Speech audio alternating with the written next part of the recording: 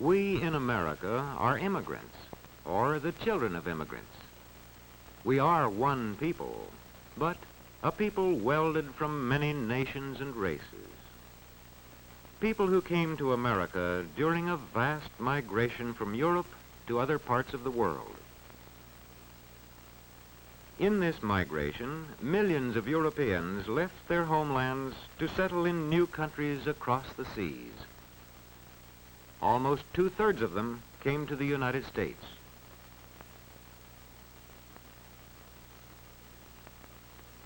When we became a nation, our population numbered just under 4 million. Each symbol here represents 500,000 people.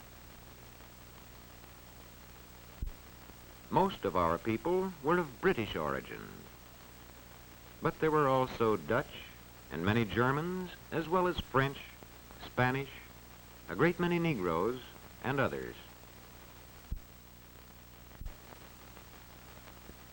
The era of the Great Migration from Europe began about 1820. During the following 70 years, immigrants came from Western and Northern Europe in growing numbers. The earliest waves brought people from Ireland and Great Britain, from Germany and nearby countries. Later, the Scandinavians joined the migration from the north and west of Europe. Then, in the 80s, from the south and east they came as the migration fever spread deeper into Europe.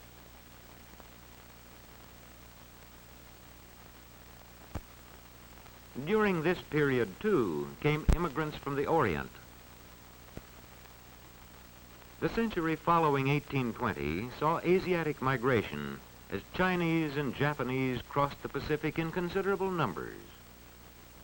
These from the Orient settled chiefly in our far west.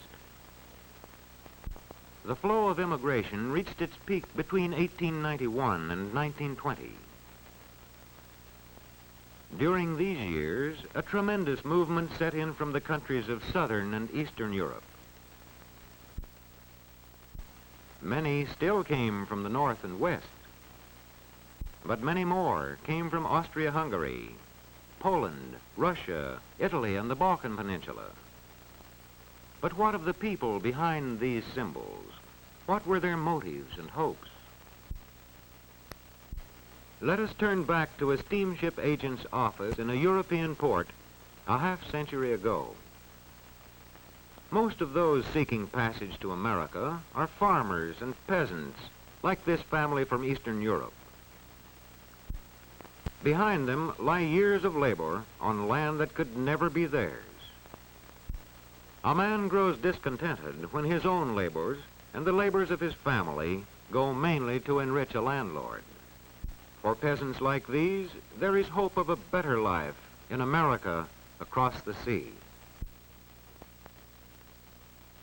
And there are those who have known at firsthand the political oppression of autocratic governments. Governments that deal swiftly and ruthlessly with those who dare to champion political liberty and freedom of expression. To the man deprived of civil rights in his native land, America offers the hope of freedom.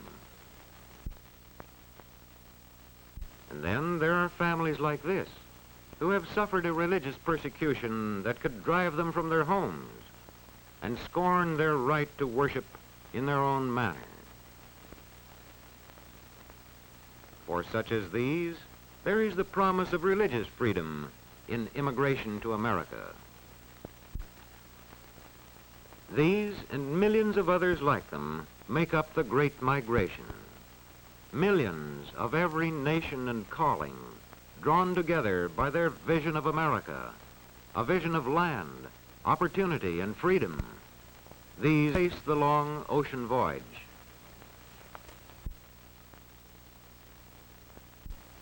Then, immigration gateways like Ellis Island and examination immigration officials.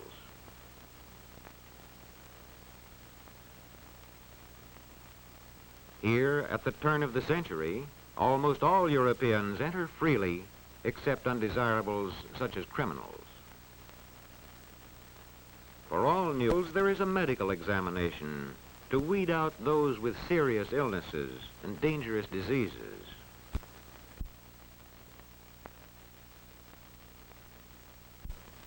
Many are rejected. Once in the new land, what lies ahead? These groups of Europeans that before 1890 spread rapidly westward to settle both on the farms and in the cities. By the year 1900, settlements of Germans were scattered widely from east to west.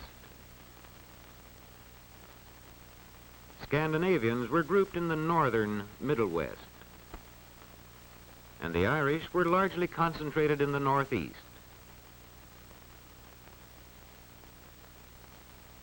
Today, the sons of these immigrants still cultivate the soil that their fathers made their own. And the farming communities and cities founded by these groups are typically American.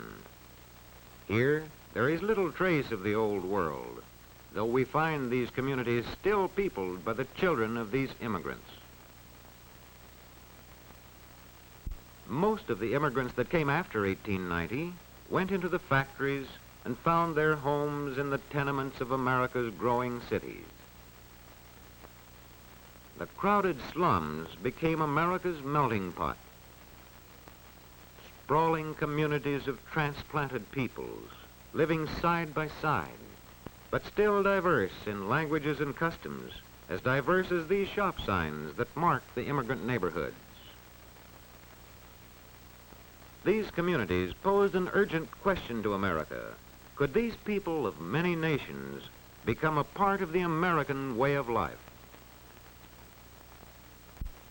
In meeting this problem, many agencies played a part. The churches that preserved traditional ties in the midst of new surroundings. The newspapers that spoke to the immigrants in languages they knew.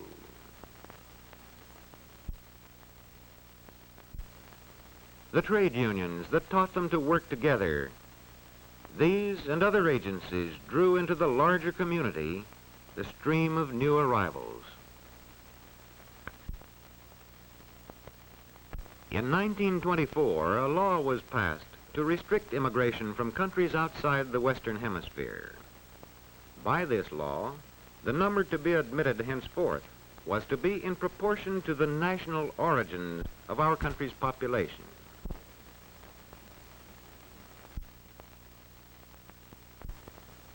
This gave to Northern and Western Europe more than 80% of the total, while Southern and Eastern Europe received less than 20%.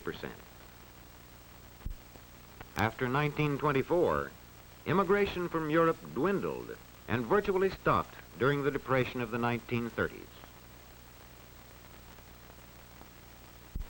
But immigration from our American neighbors went on. A century of immigration has brought in many people from Canada, and more recently, there has been a lively migration from Mexico, as well as from the Caribbean area.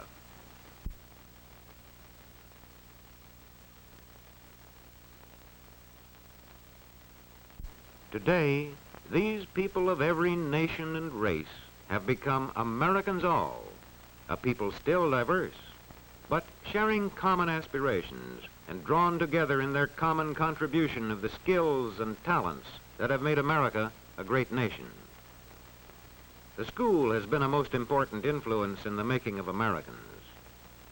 Here, the meaning of our country, its institutions and its culture, reaches the children of every community and race and origin. Here, too, the latest arrivals from abroad, young and old alike, have an opportunity to study the language and history of America. These people are preparing for an important step, admission to citizenship. Here, they come to testify to their fitness to become once and for all a part of the United States of America. Longs the promise of long ago. Send these, the homeless, tempest-tossed, to me. I lift my lamp beside the golden door.